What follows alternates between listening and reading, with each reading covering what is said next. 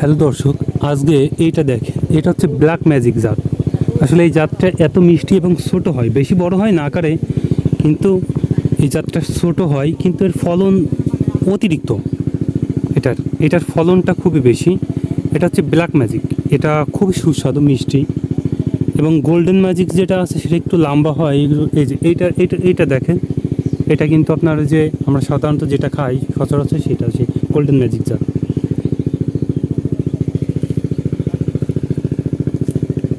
খুবই সুন্দর আসলে, যে পরিমাণ এটা 1 বছর থেকেই ধরন আসে এবং 40 থেকে 50 বছর সাধারণত এর আয়ু। তবে জানা যায় যে 200 থেকে 300 বছর এরা বেঁচে থাকে। তবে এই সাধারণত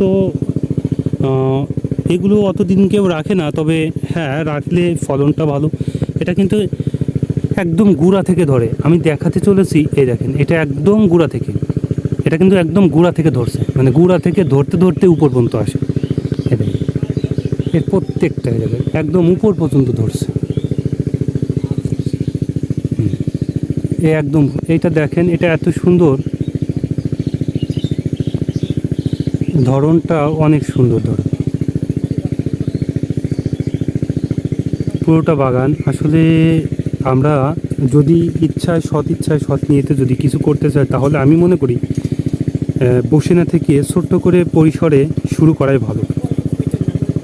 এখনও পরিপূর্ণভাবে পাক আসে না, তারপরেও যেটা পাকছে এটা অনেক সুন্দর।